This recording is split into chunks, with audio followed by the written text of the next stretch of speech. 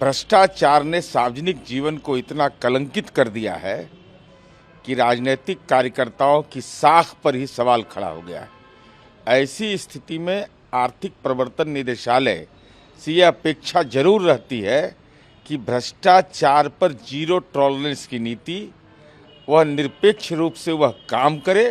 तो आदरणीय प्रधानमंत्री जी ने अगर इस संदर्भ में मंतव्य व्यक्त किया है तो हम तो यह समझते हैं कि भ्रष्टाचार में की कानूनी प्रक्रिया पूरी कर जब्त संपत्ति जो रहे उसमें अनाथालय खोला जाए, जिससे नई जनता नए लोगों में यह संदेश जाए नई पीढ़ी में कि जो गलत करेगा उसको सजा भी मिलेगी और उसकी संपत्ति अनाथालय के रूप में रहे, वृद्धाश्रम के रूप में रहे, विद्यालय के रूप में चिन्हित हो कि नई पीढ़ी कम से कम अनुप्राणित हो सके। प्रधानमंत्री ने भी कहा है कि विपक्ष है वो दिशाहीन और मुद्दाहीन है और साथ ही समाज को विभाजित करने के उन्होंने प्रयासों को स्वीकार। देश के अंदर इंडिया गठबंधन का जो अलायंस है और जिस ढंग से क्षेत्रीय पार्टियां और राष्ट्रीय कांग्रेस पार्टी के बीच अंतर विरोध है, तो स्वाभाविक है सबके मुद्दे अलग अलग हैं, सबका कुनबा अलग अलग है, सबकी नीति अलग अलग है। तो न नीति है, न नेता है, न नीयत है। तो विभाजन तो जब इंडिया गठबंधन में ही है, मुद्दों पर ही विभाजन है, तो विभाजन तो इनकी बुनियाद है।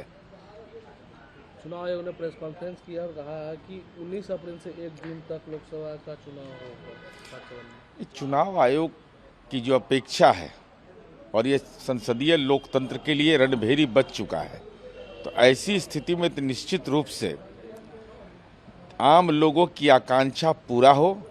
तो यह लोकसभा का चुनाव है, सरकार के गठन की प्रक्रिया है, तो ऐसी स्थिति में देश की जनता को उम्मीद है कि पारदर्शी तरीके से चुनावी व्यवस्था संपन्न हो।